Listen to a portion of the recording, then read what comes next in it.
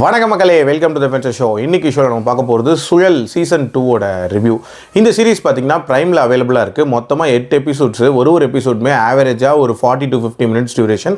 கொஞ்சம் medium size series அப்படின்னே சொல்லுவேன்.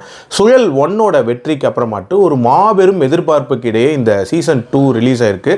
இந்த சீசன் 2 அந்த எதிர்பார்ப்பை பூர்த்தி செஞ்சிச்சா அப்படின்னு கேட்டிங்கன்னா கண்டிப்பாக பூர்த்தி செஞ்சிச்சு அப்படின்னு தான் நான் சொல்லுவேன். இந்த சீசன் 2-ஐ இவங்க ஒரு இன்ட்ரெஸ்டிங்கான மர்டர் மிஸ்ட்ரி த்ரில்லர் அப்படின்ற மாதிரி கொடுத்துருக்காங்க. அதாவது ஒரு கொலை 8 சஸ்பெக்ட்ஸ், இவங்களில் யார் பண்ணியிருப்பா, இல்லை வெளியிருந்து வேறு யாராவது பண்ணியிருக்காங்களா அப்படின்ற மாதிரி மல்டிபிள் ஆங்கிளில் இந்த இன்வெஸ்டிகேஷன் போகும். ஆக்சுவலாக இந்த சீரிஸோட ஸ்டார்டிங்லேயே பார்த்தீங்கன்னா ஐஸ்வர்யா ராஜேஷோட கேஸ் நடக்கிற மாதிரி காட்டியிருப்பாங்க.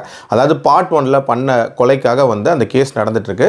அதுக்காக ஆஜராகிற ஒரு வக்கீல் தான் லாலை பொறுத்த வரைக்கும் ரொம்ப ஒரு நல்ல மனுஷன் அப்படின்ற மாதிரி அந்த ஊருக்குள்ளே அவருக்கு ஒரு பேர் இருக்குது. திடீர்னு ஒரு நாள் அவரோட காட்டேஜில் வச்சு அவர் மர்மமான முறையில் இறந்துருக்காரு.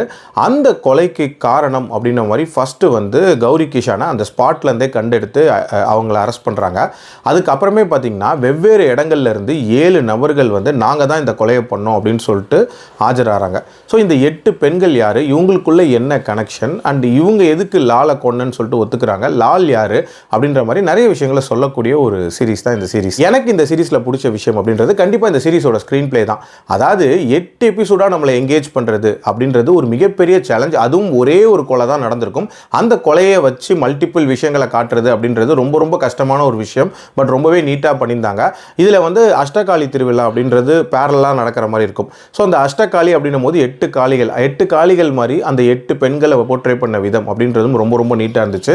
ஆல்சோ இதில் அந்த லாலோட கேரக்டரை நமக்கு காட்டின விதம் அப்படின்றதும் ரொம்ப நீட்டாக இருக்கும்.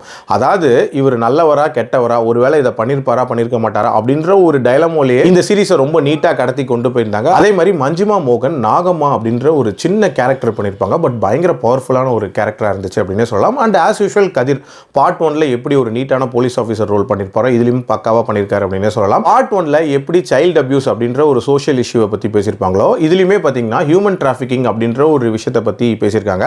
எல்லாத்துக்கும் மேலே நிறைய காட்சிகளை ஸ்டேஜ் பண்ண விதம் அப்படின்றதும் பிரமாதமாக இருந்துச்சு. எஸ்பெஷலி அந்த ஜெயில் சீக்வன்சஸ் அப்படின்றதெல்லாம் ரொம்ப நீட்டாக இருந்துச்சு அப்படின்னே சொல்லலாம். ஓவரால் ஒரு எங்கேஜிங்கான சீரிஸ் பார்த்த மாதிரி தான் இருந்துச்சு.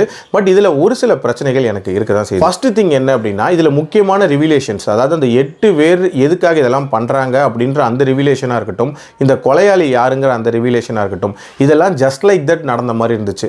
இதெல்லாம் இன்னும் கொஞ்சம் எஃபர்ட் போட்டு கொஞ்சம் வித்தியாசமாக நமக்கு out of the box convey பண்ணியிருக்கலாம். ஆல்சோ டுவர்ட்ஸ் தி எண்ட் அந்த லாஸ்ட் எபிசோடில் நடக்கக்கூடிய ஒரு சில விஷயங்கள் கொஞ்சம் ட்ராமாட்டிக்காக இருந்துச்சு. மற்றபடி இந்த சீரிஸ் ஒரு தரமான சீரிஸ் தான். கண்டிப்பாக ட்ரை பண்ணி பாருங்கள். என்னோட ரேட்டிங் இந்த சீரிஸ்க்கு 3.5 out of 5.